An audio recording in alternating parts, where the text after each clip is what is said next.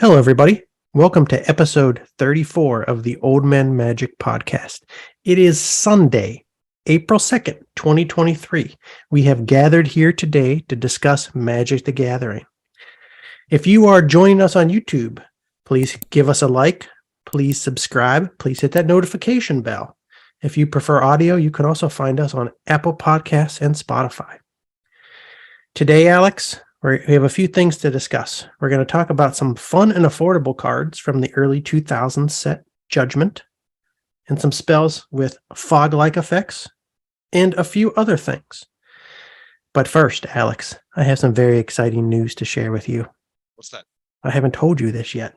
No? But I received a letter in the mail. Rudy is not the only person who receives fan mail. Uh-oh. I'm going to read this letter to you right now. Opening the letter that I received in the mail. It says, "Dear hosts of the Old Men Magic podcast, I hope this letter finds you well. I am the owner of the Phyrexian Bread Company, a small chain of bakeries based throughout the Miami metropolitan area. Miami, Fort Lauderdale, Pompano Beach, West Palm, etc. I am reaching out to you because I enjoy your podcast and I would love to become your first sponsor. We would be happy to provide financial support and offer special discounts to your listeners on our products. I believe that this partnership could be a win-win for both of our businesses. It would help us reach a wider audience and it would give your listeners a chance to try some of the most delicious baked goods that Florida has to offer. I hope that you will consider this proposal and I look forward to hearing from you soon. Thank you for your time and consideration. Sincerely, Elish Norn, I don't know how to pronounce this name, owner, Phyrexian Bread Co., mother of machines." I don't know what that means, but I was very excited when I received this letter, Alex. I didn't even consult you. I just said, yeah, go ahead. Give us cash. We have zero sponsors. We need sponsors. Yeah. So we have our first official sponsor here at the Old Men Magic podcast, Alex, Phyrexian Bread Co. And this is my first opportunity to read ad copy. All my life, I've wanted to read ad copy. It's been one of my favorite things since I was a child. Just advertisements, commercials. Now I'm a professional ad copy reader. So we got a little commercial. They sent us some information. Okay. Looking for a unique and flavorful bakery experience? Look no further than the Phyrexian Bread Co. Our chain of bakeries brings the delicious taste of Phyrexia straight to your taste buds. We offer a wide range of baked goods, including breads, rolls, cakes, and assorted old world pastries, all baked in specialty ovens heated by the furnaces of Phyrexia. Be sure to check out our Sunday special, a baker's dozen of Phyrexian bread knots. These delectable treats are perfect for sharing with friends and family or just enjoying on your own. So you can go, they sent us some images from inside their stores throughout Florida. Looks awesome. It looks interesting. I mean, I've never been to a bakery quite like that. It's very foggy. I don't know. There's a lot of humidity in Florida. Unique garb on the workers there. I don't really know what's going on. But, feel free to check out any of these locations in person. They also ship throughout the southeastern United States. They have a website, PhyrexianBreadCo.com. If you go in person or if you order online, please use discount code OldMenMagic. Let them know we sent you. So things are looking up for Old Men Magic podcast, Alex. That's awesome. All right, we got cash flow coming in now. We're no longer negative $80 revenue per month.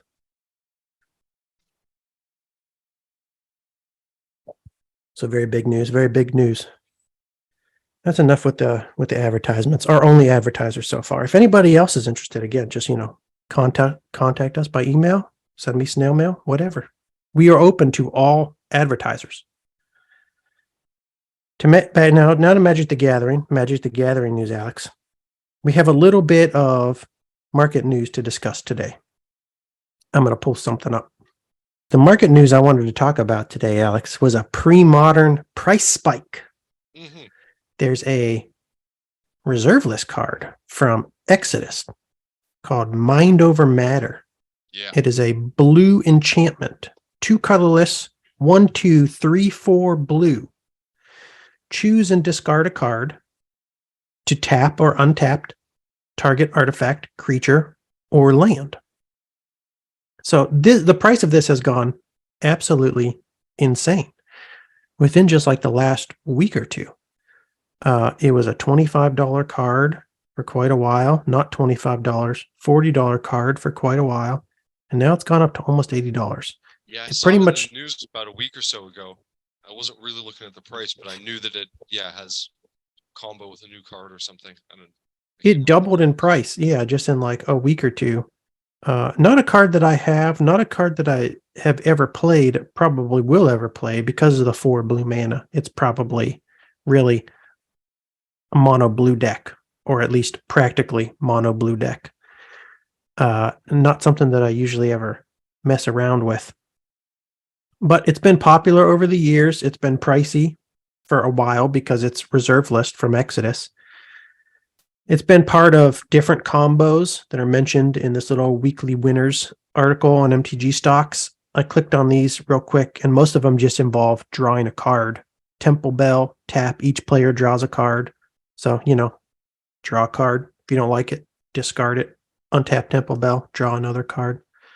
Otherworld Atlas, forecasting cost artifact. Tap to put a charge counter on Otherworld Atlas. Tap, each player draws a card for each charge counter on Otherworld Atlas. So again, you can just use this in combination with Mind Over Matter to generate a card draw engine.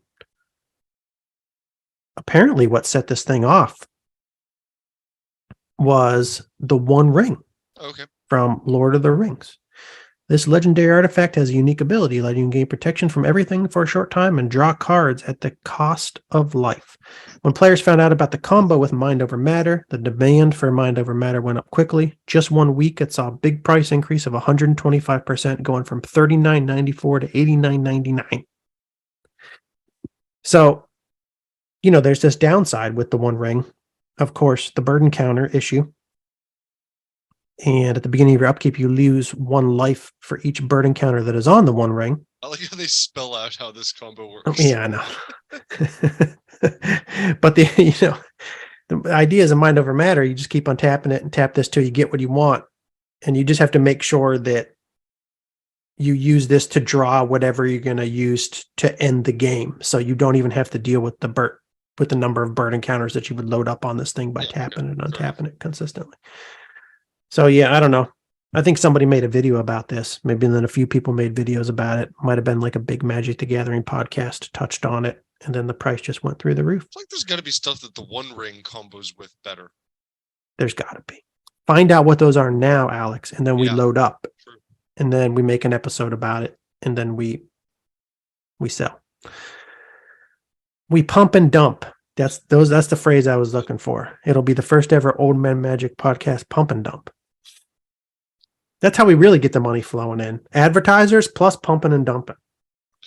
I looked Mind Over Matter up on TCG Player because sometimes I'll see like these crazy spikes on MTG stocks, and then I'll go to actually look at the card and find that I can still pick it up pretty cheap. Not the case with Mind Over Matter. Like they really are going for, about $80. Still cheap. So actually $70. There's one of these at the store here nearby. I wonder if they sold it yet. Go check right after the show's over. Go check. If you can pick it up for $35, buy it. Yep. Post it on TCG Player for $60. Then how much do they take off the top? Do they take 10, 20%? 12, I think. 12%. Like okay, and then the gas, and then the time to do that and to drive there to post and make like $6 an hour or something. You'll be rich. You'll probably get eaten in the mail on the way. Yeah. I sent it. Yeah. And then you have to refund. The life of flipping cardboard. But that's the only market news that I saw this week that really caught my fancy. I look for the old frame stuff, the pre-modern stuff, the old school stuff. Mm-hmm. Segment 2, Alex. This is our big segment for the day. We have a series of cards we want to discuss. I don't want to call them a cycle because they're not really a cycle. I feel like to be considered a cycle, you have to have one of each in each color, right? Yeah, that's kind of what I would say. So I will call this a group of cards. They're all from the same set. They were all printed in Judgement. They are the Advocates from Judgement. So Advocates are a creature type. They have activated abilities that return cards from an opponent's graveyard to their hand for a beneficial effect to you or a detrimental effect to an opponent. So when I read out when we go through the cards, that'll make more sense. I'm over here with a blank. This site can't be reached page. The first of the advocate cards we're going to talk about today is Spurn Mage Advocate.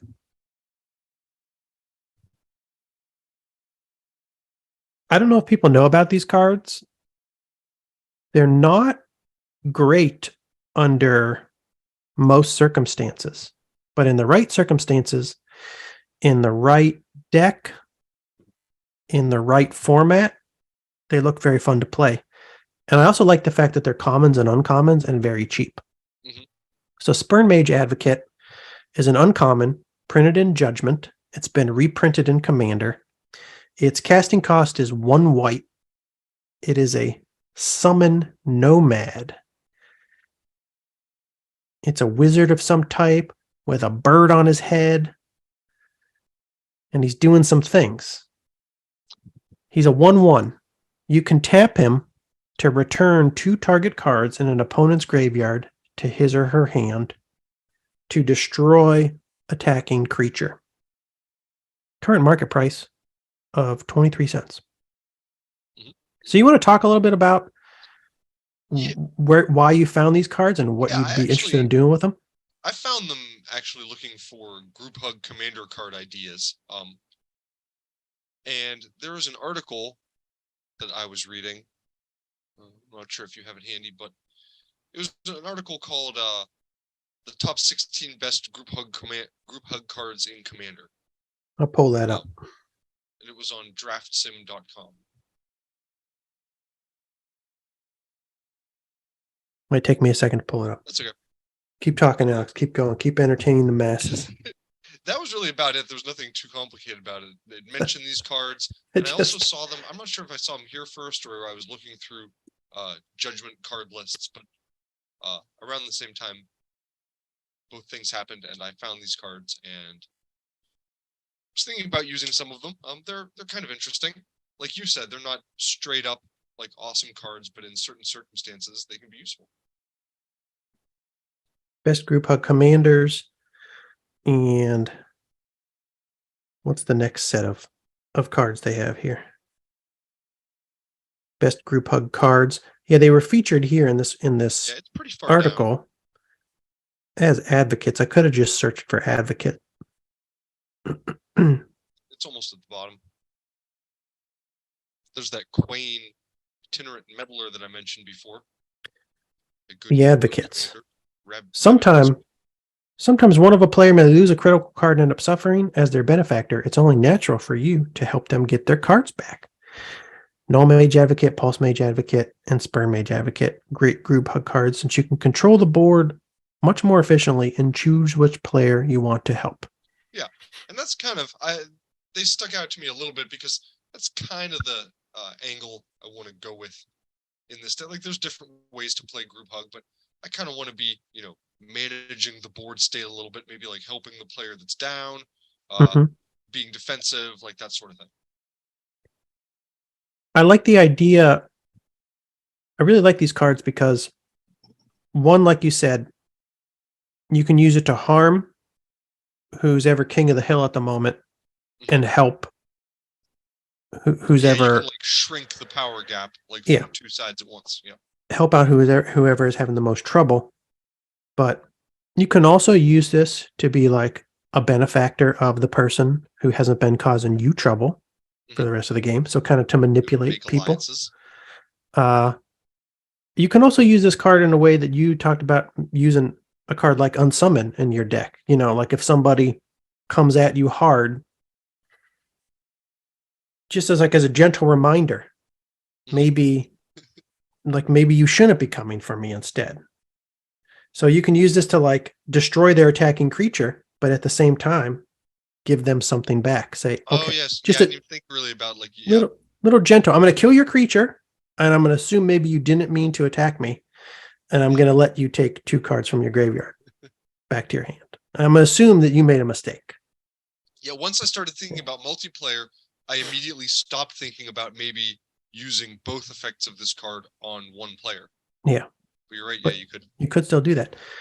Not a good card. I mean, it's a terrible card really for just 1v1 play, because why would you want to give somebody back something in their graveyard? Some of the most powerful cards in Magic the Gathering are designed to help people get things back from their graveyard that they want to reuse.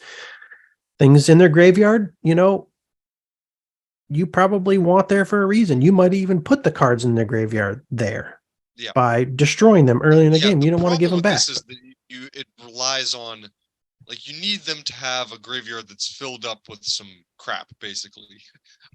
And in a one-on-one game, it's very, that's very like shaky proposition. Like, depending on what kind of deck you're playing against, they might not fill up their graveyard very quickly, and it might only be with like really good cards or cards that you got rid of. But in a multiplayer format, then you have a little more leeway. I think. I wonder what people on Gather have to say about these cards. It's a decently high rating. If I go to the Judgment, it's 3.033. I have noticed the Gatherers tend to have sometimes very different ratings for the same card based on the printing that you click on. I don't quite understand how that works, but the Judgment cards like this guy and Pulse Mage Advocate have great synergy with Shocker style draw discard effects. The Shocker ensures that they have cards in their graveyard target with the Advocates, then the Advocates ensure that they have cards in the hand for the Shocker to mill. I don't know what the Shocker is. I have some Shockers. I bought, I think, a whole playset of these guys about like a year ago, like really early on. Interesting. Yeah. Shocker. Common from Tempest. It's cheap too. 1 colorless, 1 red, 1/1, summon insect. If Shocker damages any player, that player discards his or her hand, then draws a new hand of as many cards as he or she had before. Yeah. Okay.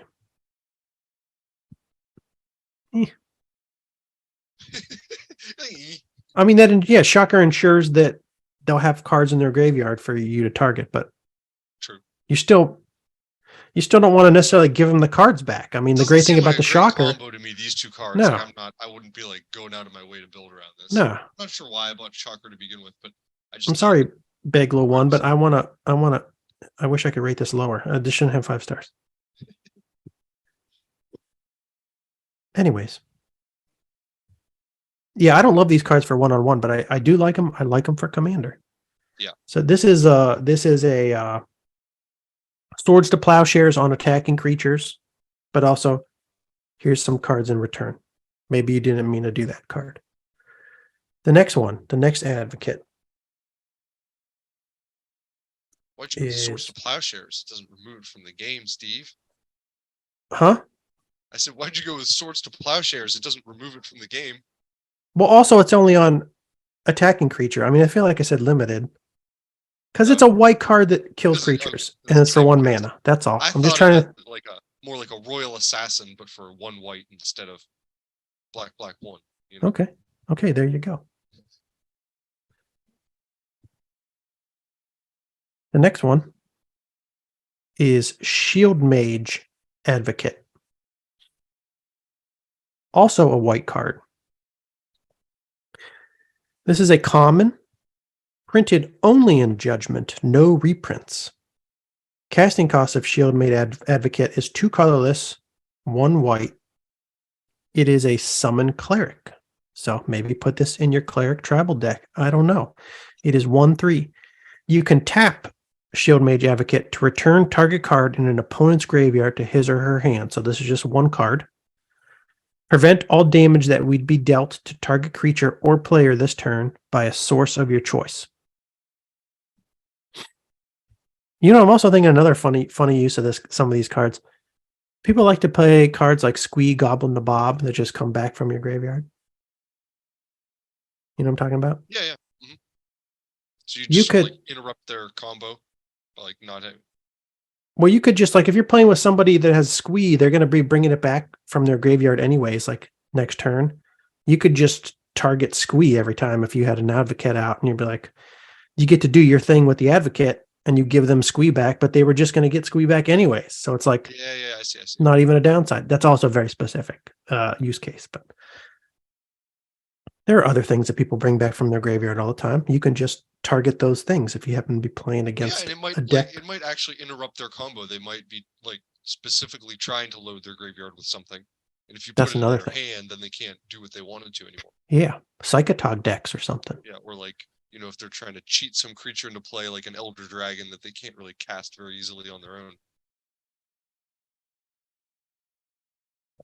So this one's less exciting to me because, prevent damage to target creature or player. Actually, no, I'm going to change my mind about that because it's to player too. This could, something big happens in a commander game. And it's not just combat damage either. It's any damage. So Yeah, that's why I just revised it. I'm like, no, if something big happens, somebody goes all out to eliminate one of the players at the table. And you're like, I don't think so. I think I'm going to use my advocate ability. I'm going to turn this guy sideways. So that'd be really annoying. Like if this guy was on the board, you were playing your group hub deck, and I was going to maybe put a ton of resources in to take out one person. I'd have to think about whether or not I would want to throw those resources into whatever I was just going to do, because you could always just prevent it. And I've blown my wad. Know what I'm saying? I assume the way this card is written, a source of your choice just means like a creature or a spell. I'm assuming as well. Yeah, rather than a player. They don't. Yeah, that. Let me pull it up on Gather, see if it has any weird. Yeah, no, that's still what it says. Just by a source of your choice. It's weird they say a source of your choice. It's kind of just weird phrasing. Yeah, this one has a very low rating on Gather, 2.6500. This card is ready for some multiplayer fun. I totally agree. In EDH or free for all, you can make some friends, stop some general damage. Good in mill decks for giving them land. Wait, so this person's saying you're just milling their cards and you just choose to only return the land to their. Yeah, I think they're saying like if you're playing mill already, then you're stocking up their graveyard so you could use this to return something dumb that they don't need, like a land. Yeah. It's just what they were saying. Yeah, you're getting rid of all the spells that they would want to cast. Just give them back the land. Meanwhile, the spells that they would cast with it are in their graveyard because you've milled it. This is an interesting comment. Someone says this card is amazing for facing hexproof or shroud creatures because it doesn't target the source of damage.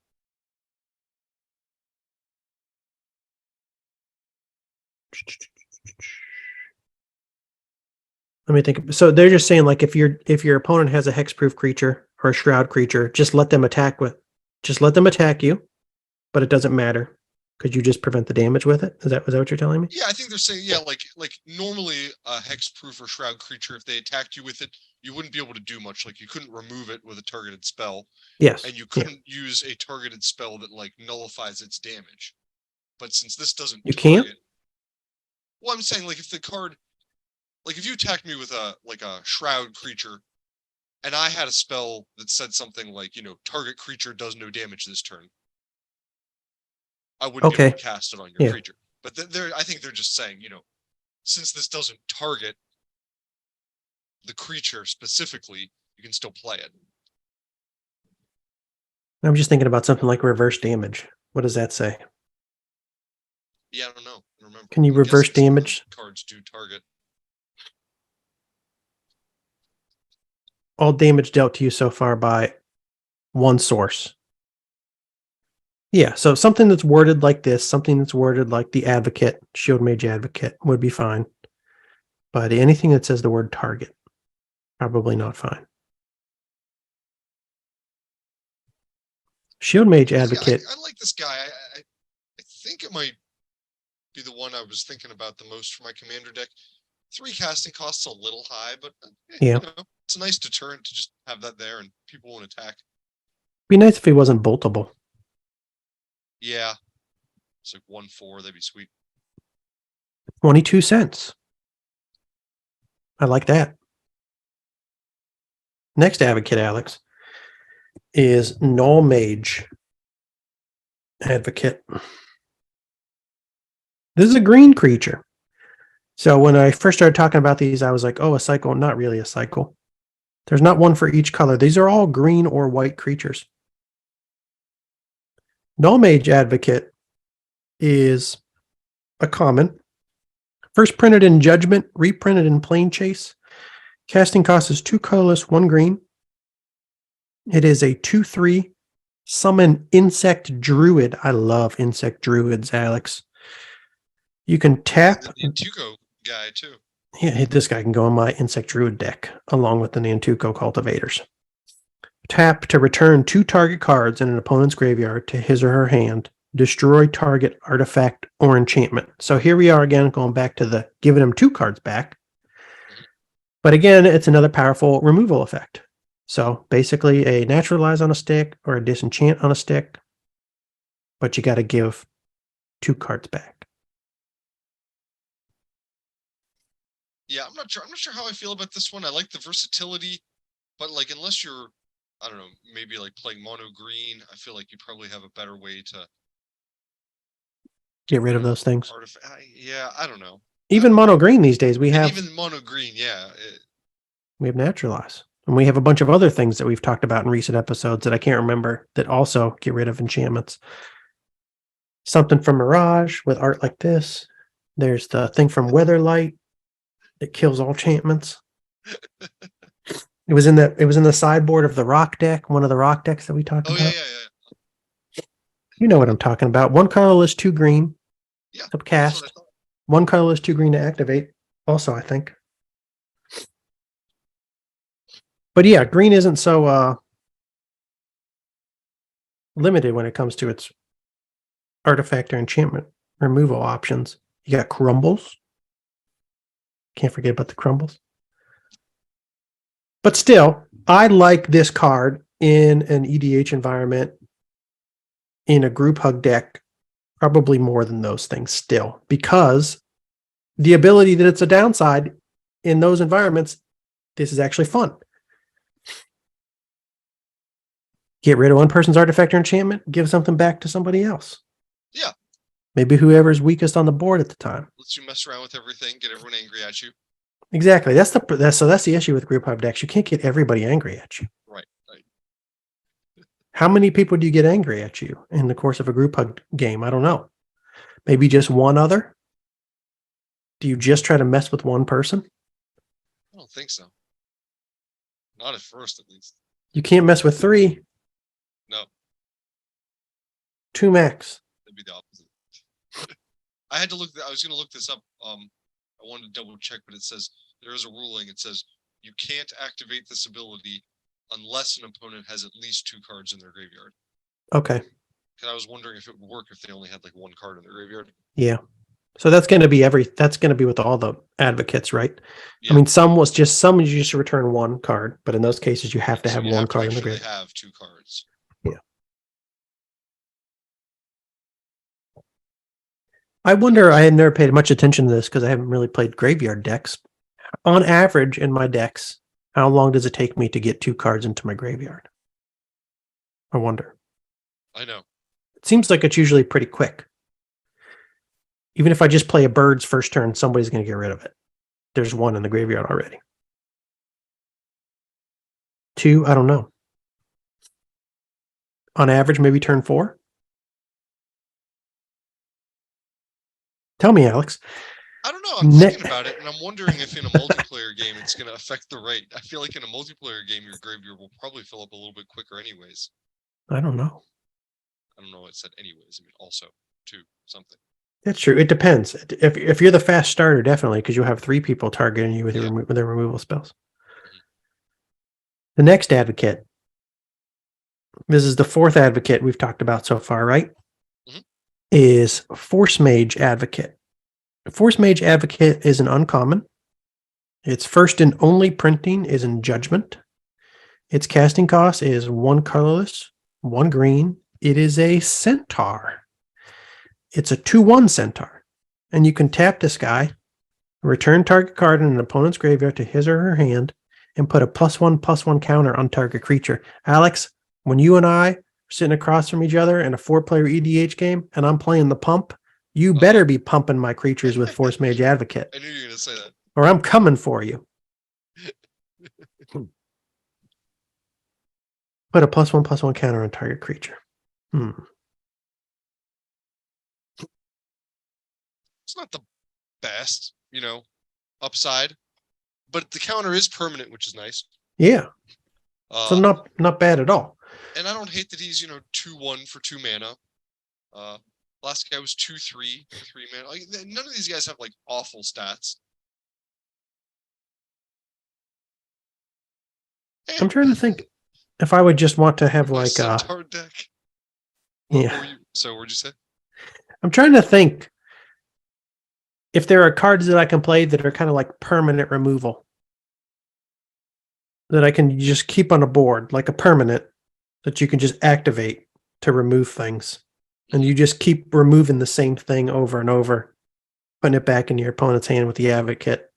But then they wouldn't want to necessarily play it. Yeah. Over and But over. then that's a good problem for you to have, Yeah. They're just like filling up their hand and not doing anything. Is this an alien? It does look like an alien. More green, but Weird. what's going on with him? Do you have issues with his anatomy, Alex? No, I'm just. Oh. The Centaur's a lot of abs. It's like I know. That's what I was going to say. I don't know about the anatomy of this guy, but then I was thinking to myself, I stopped myself because I was like, I don't really know what the abdominals of a centaur should look like. Yeah. But it seems like maybe this part shouldn't be there.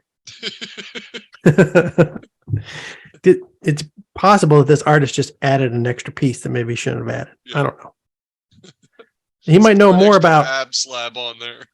He might know about horse anatomy, and I don't. Maybe there's something here on this part of the body of a horse. And the guy, when he was painting, he's like, this is where the horse ends and this is where the human begins. Yeah. This guy he also doesn't look like he should be this ripped.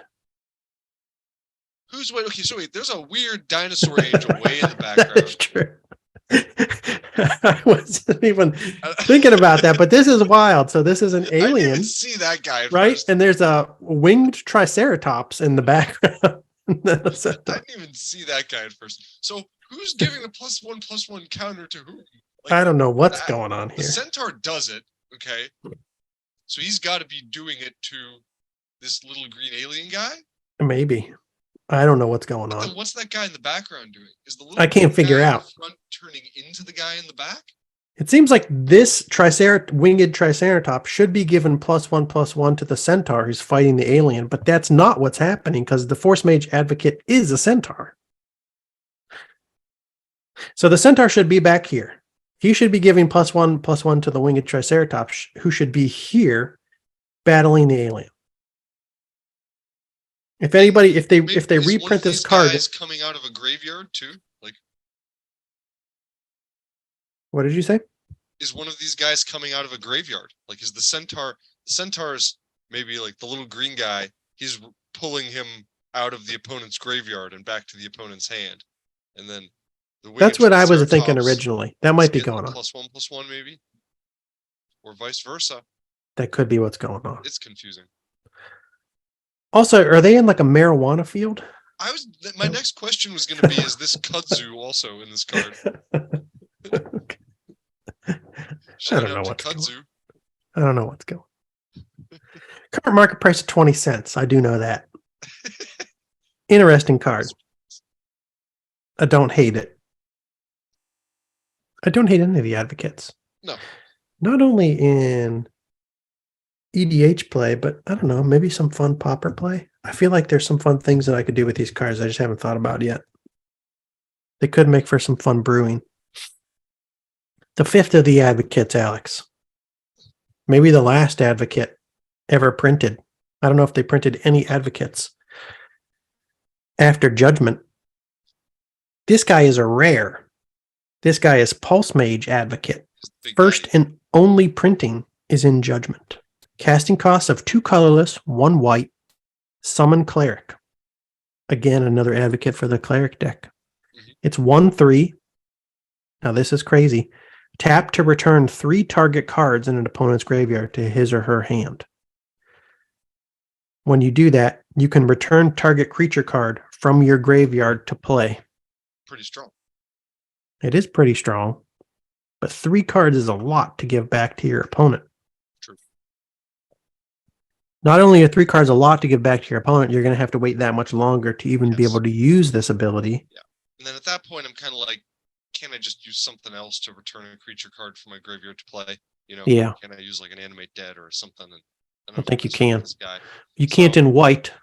No, you know what I mean. No, I don't. I do know what you mean.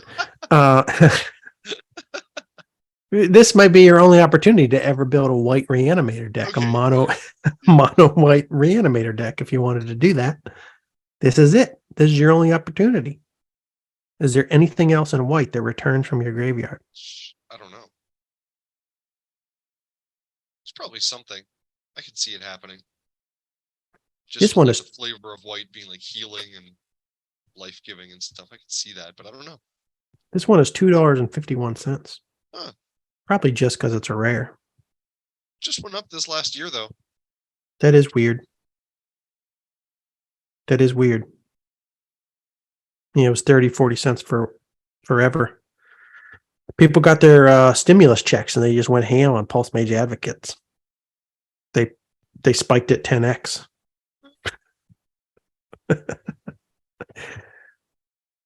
What do people have to say about this one, Guy and Gatherer? I'd be interested to see this one. Pulse Mage Advocate.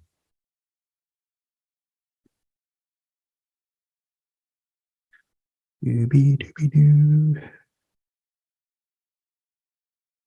3.037. You can't activate this ability unless a single opponent has at least 3 cards in their graveyard to target, and you have a creature card in your graveyard to target. That's a lot that needs to be going on to even use this card once. What if you want to use it again? They have to have 3 more cards in their graveyard.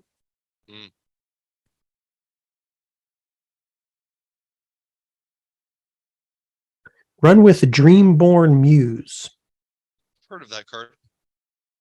Dreamborn Muse, 2 colorless, 2 blue, creature spirit. At the beginning of each player's upkeep, that player puts the top X cards of their library into their graveyard, where X is the number of cards in their hand. Okay. You could run this card with Dreamborn Muse, just because Dreamborn Muse means people will have cards in their graveyard. Yeah. And both but players don't love it. Yeah. Nice combo with something that penalizes hand size like Black Vice. Okay, so this is a point. That's true. Yeah. You could put it in an Underworld Dreams or Black Vice deck. This is a point with anything. A point that can be taken into consideration for all of these advocate cards, vices, cards that people don't want to have big hand sizes for when they're playing against.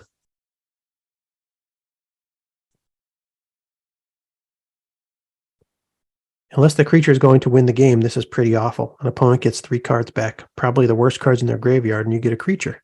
It could make for some interesting politics and multiplayer, but beyond that, I see very little use. So yes. Yeah. Agree with that. I just looked up, found a whole little mini article about white card recursion. Uh-huh. Some cards. Let me know if you see anything. Stampede has buyback on it. Lets you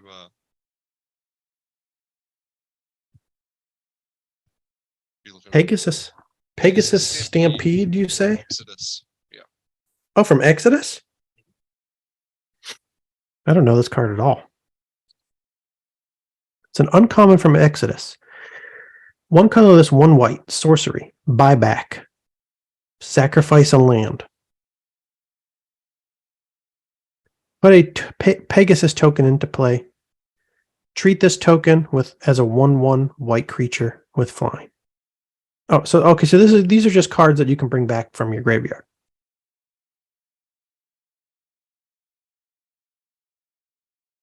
Or never even get into your graveyard. Yeah. What is this about? What is this about? Yeah. So you play it, to create a 1/1 flying Pegasus. I see that. And if you also sacrifice a land when you play it, it just goes back into your hand after you cast it. Yeah. But why are we talking about these now? Oh, you're talking about white card recursion.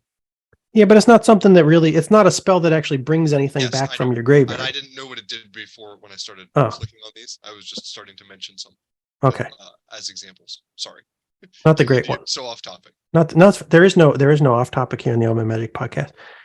Keep looking if you find anything else good. Elspeth card 2, Elspeth Conquers Death. It's a saga. Ugh.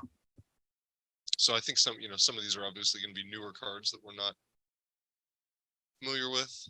I don't think I want to get into sagas. I don't even know what that is. Yeah. Confusing. Oh, one of these. Never mind. Not for the Old Men Magic podcast, not this moment. Back up. Yeah, I see a few here, but it looks like they're all modern. All modern. This is modern too, but I did want to see what the person what the person had to say about how this last advocate, Pulse Mage Advocate, combos with this card. This is a powerful card. Either splash blue or red for draw discard effects for you and your opponent. And by turn 4, it isn't hard to ensure your opponents have 3 land cards or late game currently uncastable in their graveyard, while you have a game ender like Iona, Shield of Maria. Okay, so this isn't actually even a card that combos with the Advocate. They're just saying, put the Advocates in decks that have a lot of draw discard effects. Yeah. To make sure your opponent's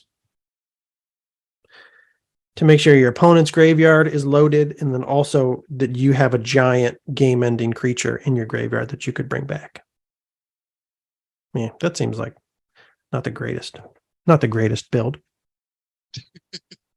Play these Advocates with Send Triplets, then return any cards you want to play from an opponent's graveyard to his/her hand and play with triplets, and you get a powerful ability from these Advocates. Send Triplets are 2 colorless, 1 white, 1 blue, 1 black, legendary artifact creature, human wizard, 3/3. At the beginning of your upkeep, choose target opponent. This turn, that player can't cast spells or activate abilities and plays with their hand revealed. You may play lands and cast spells from that player's hand this turn. Wonky. Huh? I said that's wonky. That is wonky.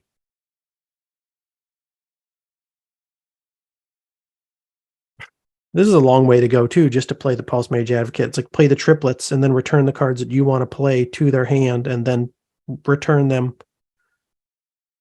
Play the triplets, use the Advocate to return cards that you want to play to their hand, and then play those cards from their hand.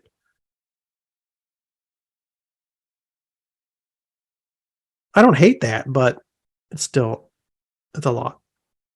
Yeah. And you need to keep the triplets out there in order to make this viable. And these triplets seem like they're a target. They're not cheap to cast. Either. They're not cheap to cast. Easy to get rid of. Anyways. Yeah, those are the Advocates. I like the Advocates. I like them. They're not good. But they're not good. Them. Just they're kind of neat. But they're fun, and they're fun. I think they're fun in multiplayer games. Kind of how I feel about Judgment. I feel like Judgment, there's a lot of cheap, sort of fun, not great cards, but I would play with some of them and try them. I need to do a lot of digging in Judgment. I don't know most of the Judgment cards. I know Phantom Neshoba, which we talked about recently. Mm-hmm. That's a badass card. But other than that, or there's the Wishes too. The Wishes are fun. Judgment, the scales. It's probably full of cards that have like upsides and downsides. Balance it out. Or things that even out the play state, board state.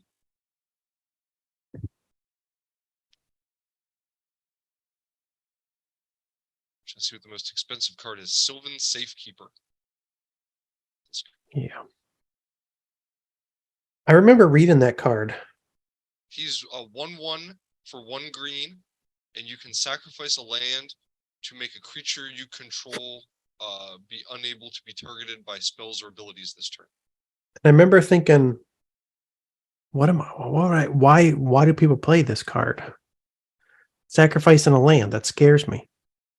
Well, I mean, late game though, when you have in green, That's true. a ton of like forest sitting there that you don't need. Yeah, you just make any big trampler you got out. Yeah, make your Just stuff make them indestructible. proud. Not indestructible, but give them shroud. Yeah. I believe this is one of the cards that was designed by a world champion. Really? There were a few years they were doing that. They were having, if you won the world championship, you could design a card and they put your face on the card. Oh. I think this is. And that guy was an elf. This is Ole Rod. He's like I don't know if he's a Finn. He's from one of the Nordic countries. Okay. So basically an elf, Does he have a giant spider? Not that I'm aware of. I've never seen him riding a giant spider anywhere. I have watched YouTube videos of him playing Magic the Gathering, but there were no giant spiders to be found. Final segment of the day, Alex. We're going to enter the Old Men Magic Commander Corner.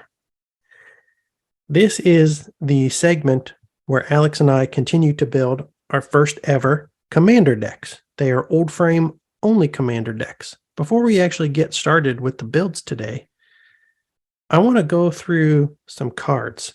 Last week, Alex, when you were adding cards to your deck, you added Elephant Grass and you added Island Sanctuary. Mm-hmm.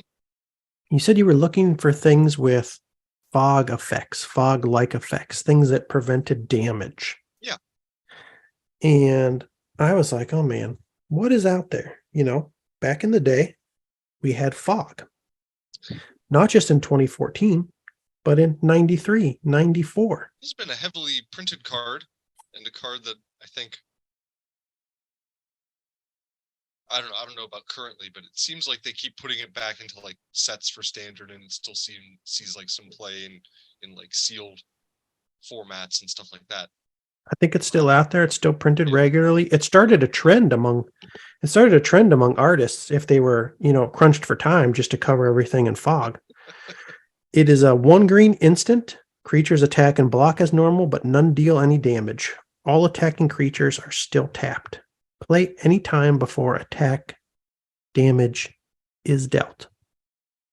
And your idea with this group hug deck is, like you said, just to manage the board state. You're going to have some win conditions, but they're going to be things that are going to take you a long time to build up. And, if people attack you, you don't necessarily want to piss them off too much.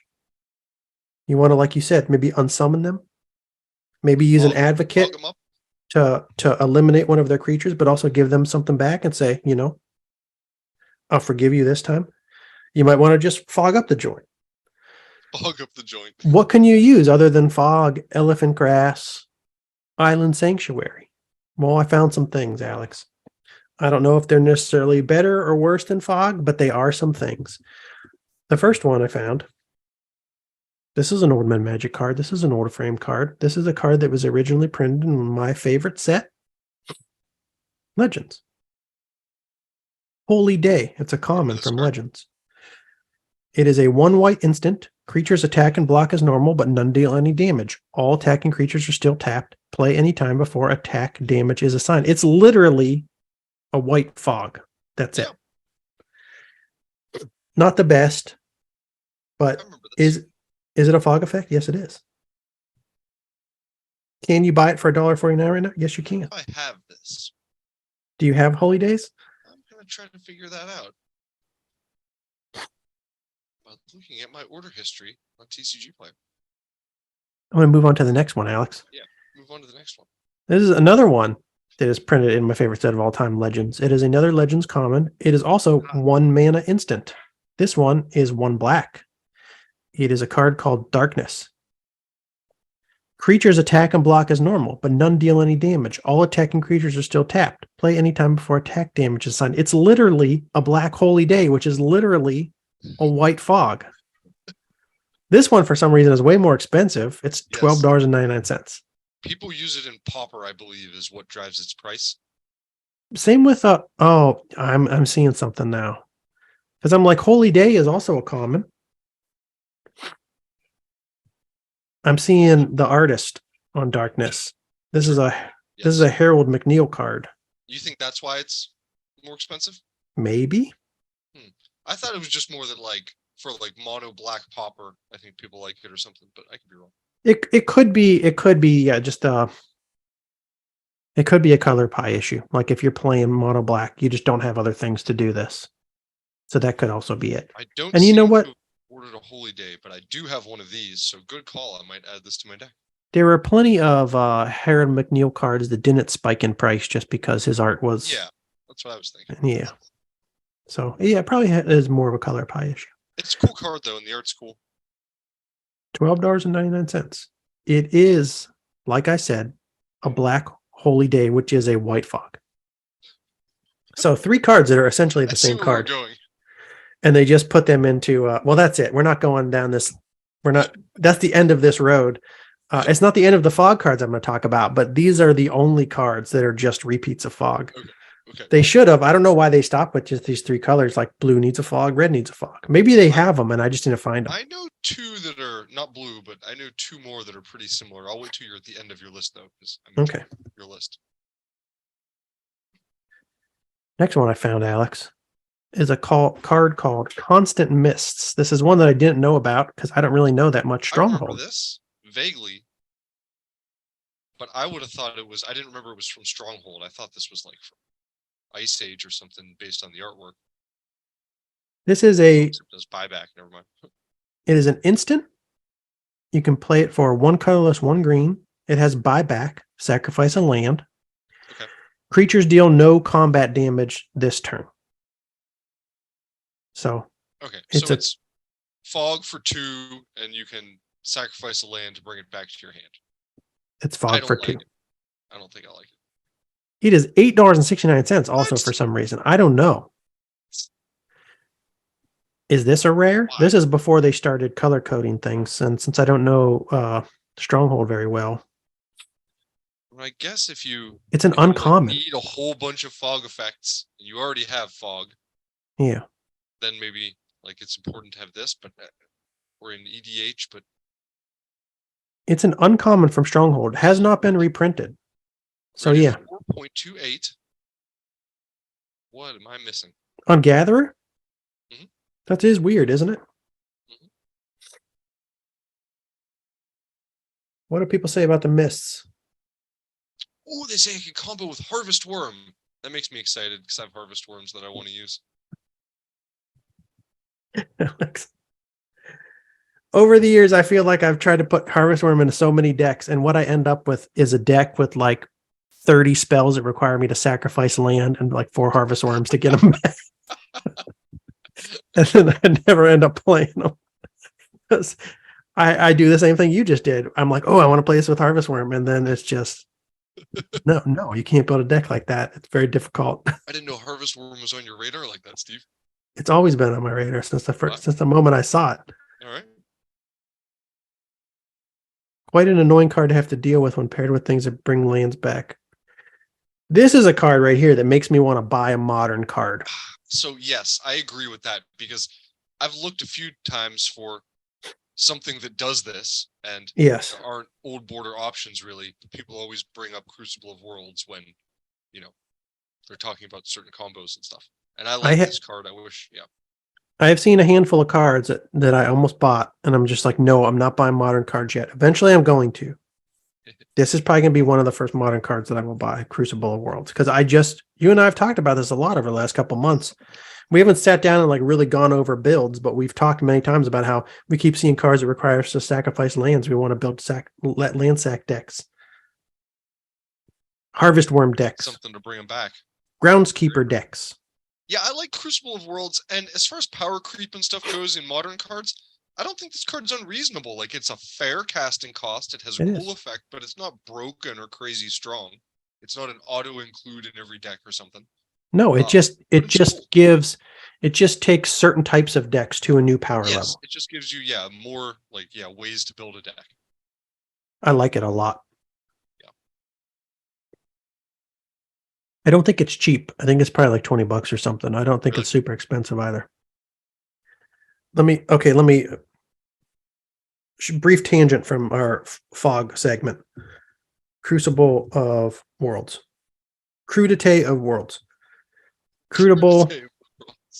It was in Core Set 2019. That's $20 right now. Not at its all-time high. It's been in 10th edition, Double Master 2022, 5th Dawn. 5th Dawn must have been its first printing. And all these printings are around $20-25.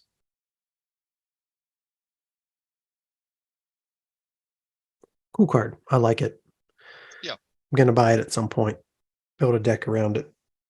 They also mentioned Life from the Loam, which I've seen mentioned a few times, another modern card in this discussion of lands from the graveyard. Do you know that one? It's pretty neat. In Gather, Yeah, Life from the Loam. do I have to go back to the constant mists? Are we back on fogs? Yeah, it's at the very bottom. Okay. It was then the last comment, I think. Yeah. This guy's saying, why is constant mists not rated higher? You and I were both shocked that it was over 4. Definitely one of the best fog variants. Just set up with some Rites of Flourishing. Let's see what Rites of Flourishing is. 2 colorless, 1 green enchantment. At the beginning of each player's draw step, that player draws an additional card. Each player may play an additional land on each of their turns. That's cool. Yep. Along with other Howling Mine and Temple Bell effects, and you'll be fine. Okay, so this guy's just saying, just make sure you draw extra cards. You'll be fine. But yeah, I guess people just really like that buyback effect of it because you can just keep playing it every turn. As long as you have enough lands to sacrifice. Okay. All right. I see. Yeah, okay. It's just one card instead of needing, to be drawing multiple fogs or other things. So you're just, you're not. So, well, we're not thinking. We're not playing in a world where Crucible of Worlds exists. True. We are playing in a world where Harvest Worm exists. But still, that's just one time back. We are playing in a world where Groundskeeper exists. I love Groundskeeper. But still, Groundskeeper. It is from. I was going to reveal Groundskeeper to you at some point. Oh. But now I just did it. It is from. Dang it. Let me see if I can guess. Let me think really hard. Let me think for a few minutes. Not Invasion. Not Exodus, Tempest, or Stronghold. Plane Shift. Not Judgment. Not Plane Shift.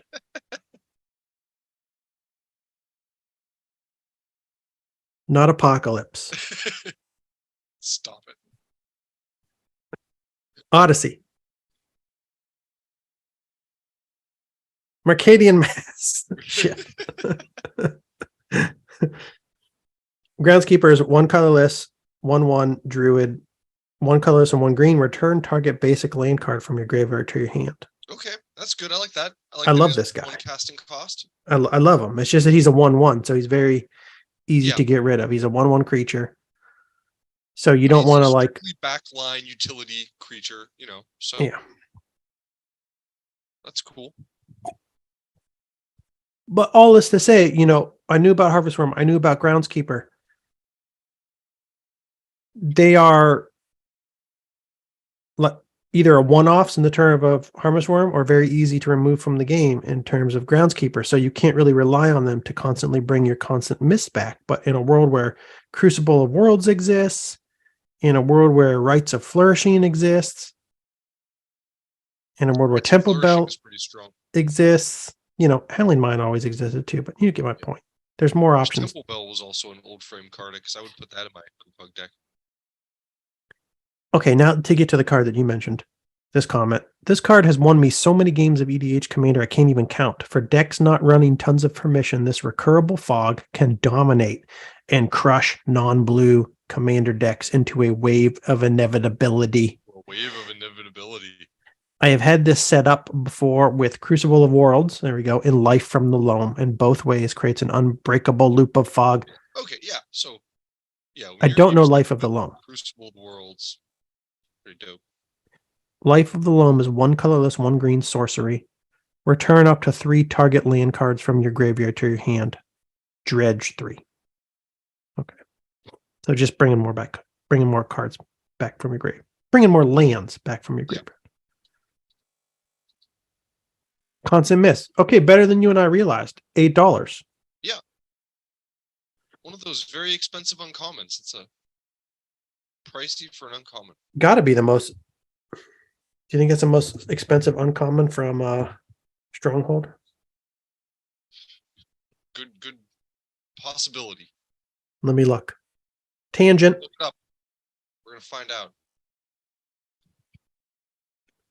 Rarity. I bet Uncommon. it is for Stronghold.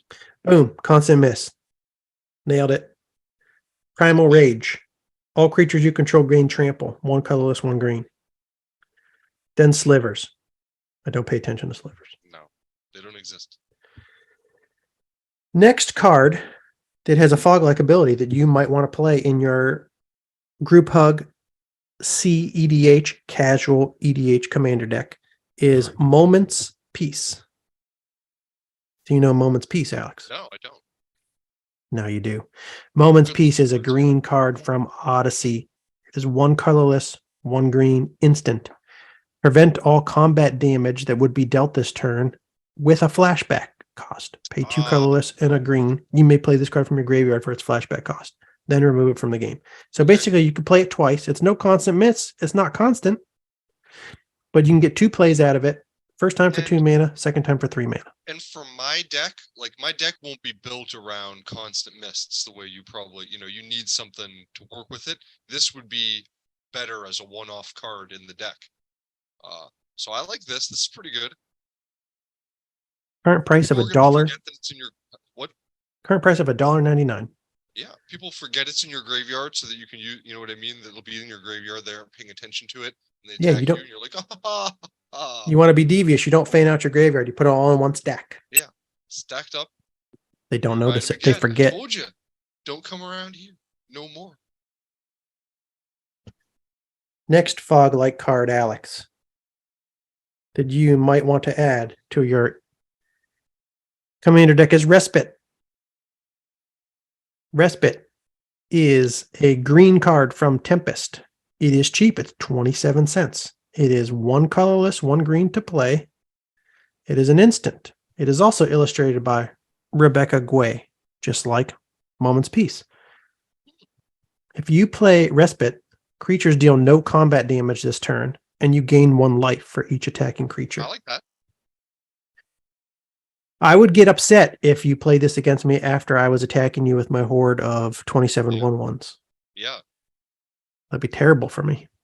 Terrible. But also good. Also, if you're playing a commander deck, the odds are higher that you're facing somebody who's just generating tokens, playing a swarm deck, play Respite. They're like, I've made a terrible mistake. Yeah, we got more. That's pretty good. We got more fog effects, Alex. Lol. No surprise that most of these fog effects are green. This is also a cheap one. Lol is a common from Urza Saga. It's an instant that you can play for 1 colorless, 1 green. It has beautiful art. Yeah, I like that art. It's neat. Creatures deal no combat damage this turn, cycling 2 colorless. So, one turn fog, creatures dealing no damage, but you could also cycle it to draw a card if you're in a game where you don't think you want to play it. Yeah. Okay. Not my favorite one so far. Yeah, I like Respite and Moment's Peace more. Yeah. I like the ones you can reuse. This is the next one, because the card that made me think about this segment made me think maybe I should find some more of these. Show to Alex. Tangle. I don't think I know this. Tangle is an uncommon from Invasion. It is 1 colorless, 1 green, instant. Oh, that's sweet. Prevent all combat damage that would be dealt this turn. Also, attacking creatures don't untap during their controller's next untap step. Yeah, I like that. So not only is it kind of it's not strictly a 2-turn fog, but it does prevent somebody who attacked you from attacking you for 2 turns. because their guys lay locked down. And it prevents them from defending themselves. At the same time, it leaves them open, completely open to attack the next turn. And I could use this even when like one of my opponents is attacking one of my other opponents. Yes. You know what I mean? I mean, I can do that with any of these fog type cards, not any of them. Some of it depends on if it says you and that sort of thing. But yeah, I mean, this could really change the board state if I interrupt someone's attack against another person with it. It is a more expensive card. It's $7.80. Okay. Is this a cup and handle pattern? I don't know. Has it been reprinted in other things? Expensive uncommon. Not, Is that the most expensive uncommon invasion, Steve? It's only been reprinted in a World Championship deck. Is this the most expensive? Is Tangle the most expensive uncommon in Invasion? Rarity. Uncommon. Yes or no, Alex? No. That's what I'm going to say too. We were right. It's the second most expensive means. uncommon. Aura Shards. Followed by Fact and Fiction at 3. Before. Followed by Sterling Grove at 4. Yeah, Tangle. Give it up for Tangle. You and I both like Tangle. The next one, Alex. I don't know if this is really a fog card. It's not really, probably. Let me read it again and I'll decide if it's a fog card. Solitary Confinement. I feel like this is just an enchantment that protects you from damage. This is a rare from Judgment. It is 2 colorless, 1 white enchantment. At the beginning of your upkeep, sacrifice Solitary Confinement unless you discard a card from your hand. So already I don't like that. You gotta be discarding cards all the time. But decent in the right kind of deck where you might want cards in your graveyard. I've seen this before. Someone talked about this in some combo a long time ago. I saw. You skip your draw step. You can't be the target of spells or abilities. And this prevents all damage that would be dealt to you. So basically, people attack you. They don't do any damage. They can't target you with spells or abilities. You don't get to draw cards, and you have to discard cards. So what do you do? If you play Necropotence or something where you don't have a draw step, Necro, Solitary Confinement, even though people can't play Necro in a bunch of different formats, but not a fog card. This is the thing that made me first decide to look for fog cards, though. But it is a card that you could play to kind of protect yourself while you set up the board state. So, not fog, but it's protective. It is pretty cheap right now compared to where it was historically. $3.04. It's back to its 2015, 2014 prices. Okay. Was this reprinted along the lines? It was printed in Modern Horizons too. This is actually where I first saw it, Alex. I was going through cards that were reprinted in Modern Horizons 2 and looking back to see at the prices of their original printings. So here's an option for you. Set up a little bubble around yourself. I don't know. You don't really have anything else in your deck, though, that's built around getting you card draw in the absence of having a draw phase. Exactly. So, and that's kind of why, I wouldn't want to play this. And I have the Howling Mind, too, and that's just going to shut down Howling Mind for me. Exactly. It's going to make Howling Mind just terrible for you. Yeah. So I probably won't put that in my deck, but it's, good thought. We got 2 more to go through, Alex. This one I think is a terrible card, but I wanted to run it by you and see if maybe I'm not noticing something. Well, that's too bad because the 2 of them in my binder are just collecting dust. Oh, you have them already? Okay. I think so. Yeah, from back in the day. It came up in my search of cards that you could play to protect yourself from damage, but Glacial Chasm is a land from Ice Age with a cumulative upkeep of 2 life. So already I see cumulative upkeep and I don't want to play most of the time. Now you read further and you see 2 life. How are you going to do with this? That's even worse. That's even worse than your typical cumulative upkeep. When Glacial Chasm comes into play, sacrifice a land. Holy smokes, what are you doing? You're killing me over here. You cannot attack. All damage dealt to you is reduced to 0. So, why? Why'd you make this card? I don't know. This can stall for you for a few turns. And I know people use it with a few things. Like, it's worth a couple dollars. and people play it with. I'm trying to find out. Sun Titan. You looking it up on Gatherer? Yeah. Knight of the Reliquary, Sun Titan, Eon Hub. Eon Hub lets players skip their upkeep steps, so there you go. Okay, so anything that has a cumulative upkeep, if you skip your upkeep step, you don't have to worry about it. But then you're still left with a card that says you cannot attack, you must sacrifice a land, all damage dealt to you is reduced to 0, which maybe that's a good trade-off. Not bad with Eon Hub. Players skip their upkeep steps. I like what this card does, Eon Hub. I like a card that, modifies the format of the game a little bit. It's kind of cool. I don't know if there's anything else that was like that. Yeah, I don't know if it is like that. To let you skip on upkeep. Nothing from back in the day, I don't think. A decent card to throw in a Chronotog Stasis Kismet deck, protecting you from fire blasts. I don't even think that I agree with that. You want to put this in a Chronotog? You want to put this in a Stasis deck? A slow Stasis deck? You want to have a cumulative upkeep of 2 life?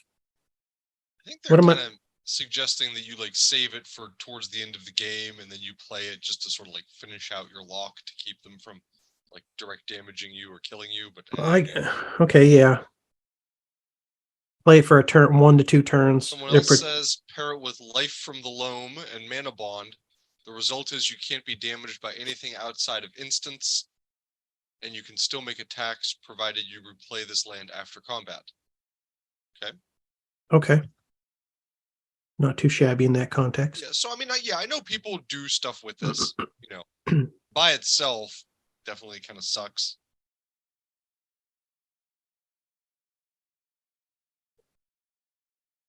So you can eliminate the upkeep step.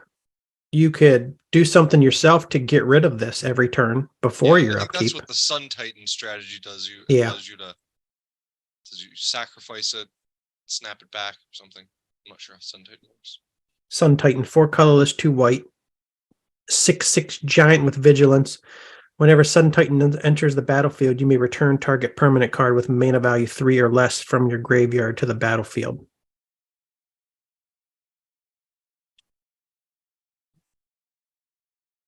Okay.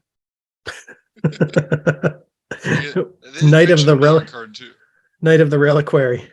This is the one that was next to Sun Titan in this combo. 1 colorless, 1 green, 1 white, 2/2 Knight. Knight of the Reliquary gets +1/+1 for each lane card in your graveyard. Tap to sacrifice to forests or plains. Search your library for a lane card, put it in the battlefield, then shuffle. I'm not seeing the amazing benefit of playing either one of these cards with Glacial Chasm.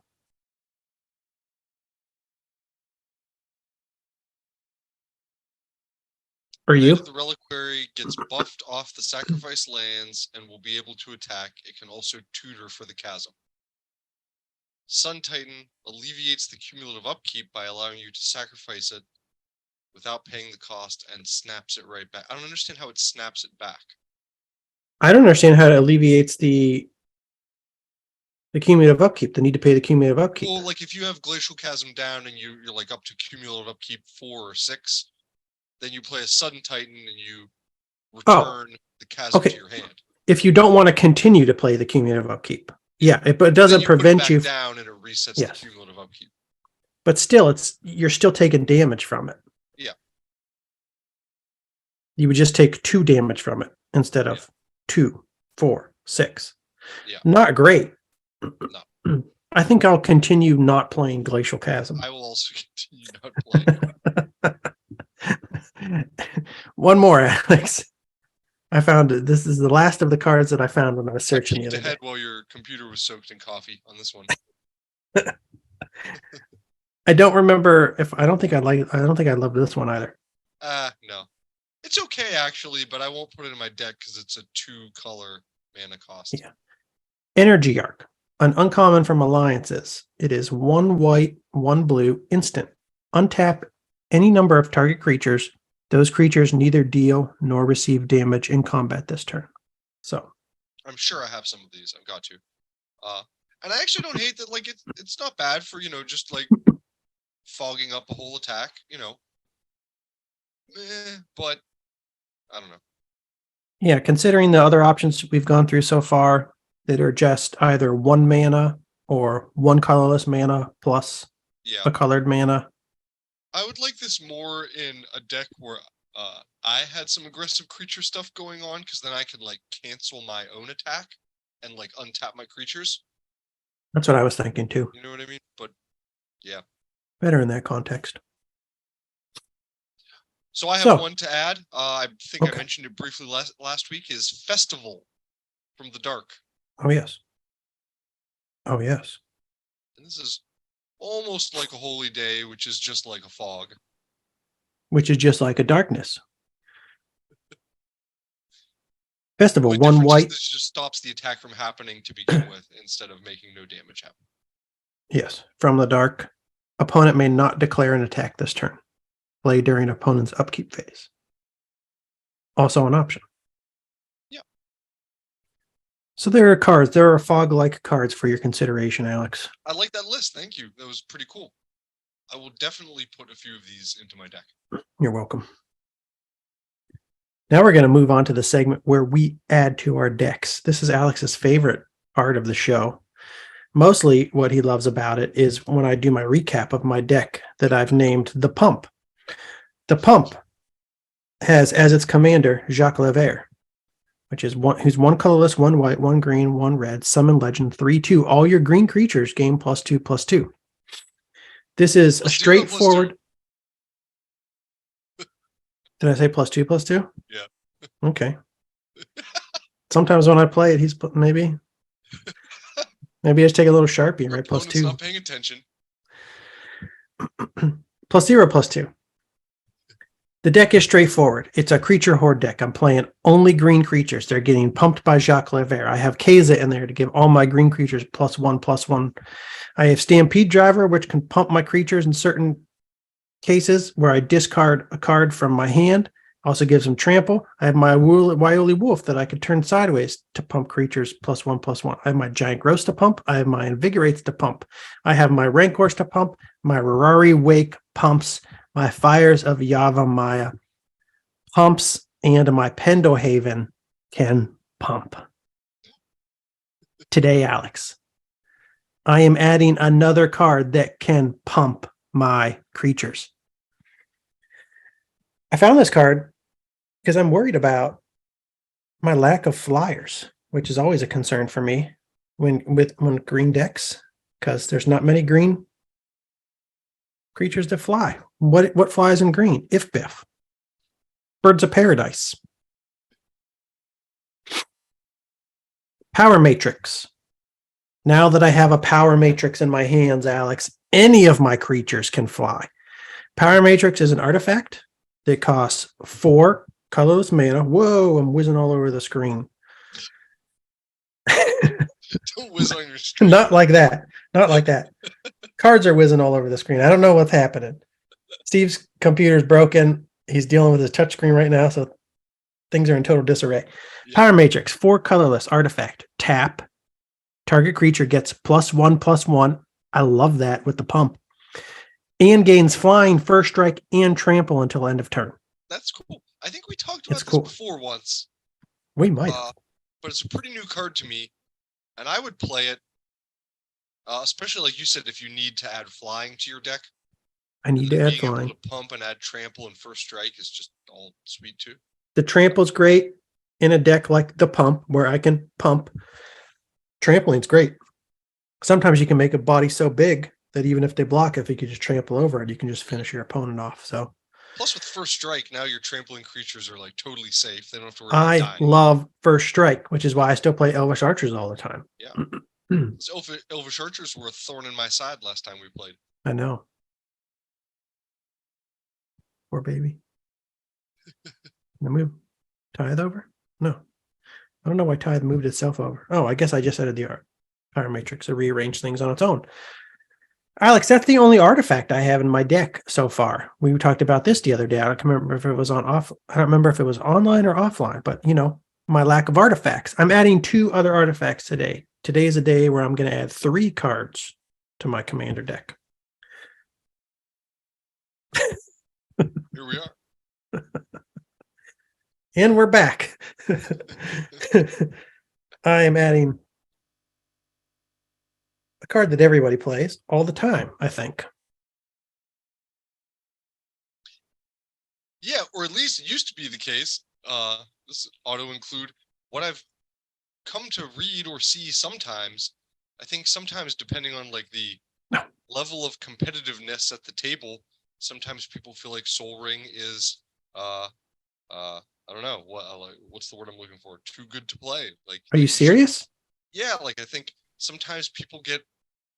I've just heard this. I don't know if it's really true, but I've heard people allege that people will get salty sometimes because like Soul Ring is like too competitive or not casual enough or something like that. But I think that's ridiculous. Everyone puts a Soul Ring in their deck. Well, Alex, here on the Old Man Magic podcast, we play CEDH, casual EDH, and I consider Soul Ring to be a casual card. I mean, everybody had a Soul Ring back in the day, and you know what is also an important? I think this is important for making this decision about whether or not it's not just whether or not something's too overpowered.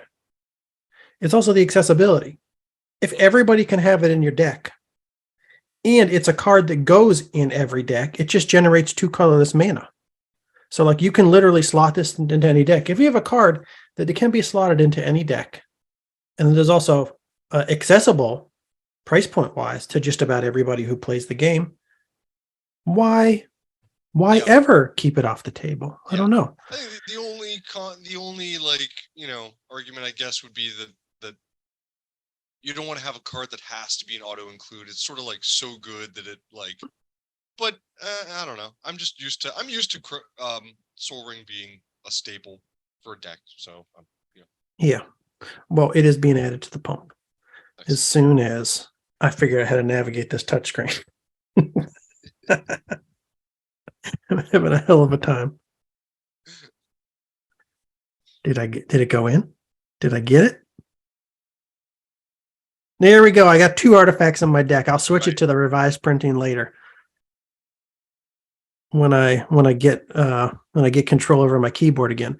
The third artifact I'm adding, Alex. It's another mana rock. And an artifact that could also provide me with a little bit of mana fixing, depending on, what lands my opponent has.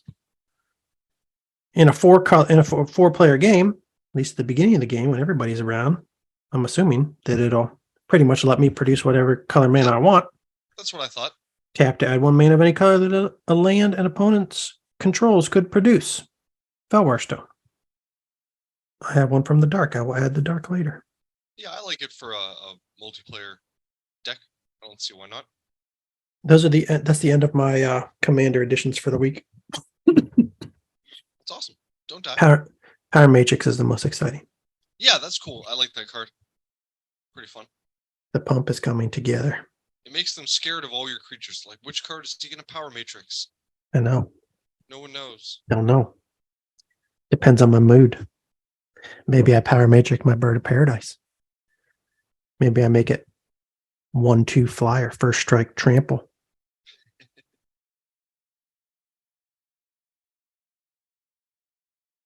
Alex, your deck. My deck. Currently named Alex. It is a group hug deck. Don't know what you're going to add today. It's a mystery to me. To be revealed. Mystery to me too. You threw all these new fog cards at me. Oh. So I might have to study them a little more. But what I will do is this. First, I'll copy you and add a Soul Ring, because I haven't added one yet to my deck. You have not. That will be extremely boring. But Wasn't even thinking about that. One Soul Ring coming up. I have some boring cards like this that I want to add, and I just, haven't yet, because it's, like I still have to add some pain lands and dual lands and things like that. I'll probably do a couple of them all at once one day or something. Alex has a Soul Ring in his deck now. Yeah. And I'll add just for the heck of it. I'll probably add more of these fog type cards, but what was the one I liked the most, I think? I think Tangle. Tangle is a good one. Looked like a lot of fun. I think Tangle's a card that I like a lot too. It's maybe get it up here. What the heck? Tangle? Alex is adding 1 tangle from Invasion. All these other Tangle cards keep coming up, but I'm not finding just regular Tangle. Come on. I accidentally added a Tangle Angler to your deck instead of a Tangle. Tangle Angler, a dangling. I could barely pronounce that. There's another card called Entangler here. Here we go. I got a Tangle. 1 Tangle coming up. Here it is. I got to get my fat fingers to remove the Tangle Angler. Remove. Get out of here, buddy. Okay, Alex, you have added another instant to your deck. Yeah. And another artifact. And I'll put some more of these fog type cards in probably, but I'll think about them and decide. Okie dokie. Okie dokie. I think that brings us to the end of episode 34 of the Old Man Magic podcast. We learned about advocates. We learned about more fog cards. We added to our commander decks. We are 1 episode closer to completion. Most importantly, we got our first ever sponsor. Yeah. Perfect timing because my computer, I'm pretty sure, is broken. So I'm gonna need to replace that. So as soon as I log off, I'm gonna get on bestbuy.com. Do you have anything to add before we go, Alex? No, nice chat. Thank you. Okay. If you enjoyed what you heard today, please give us a like. Please subscribe. Please hit that notification bell. And we'll talk to you next week. Later. Bye.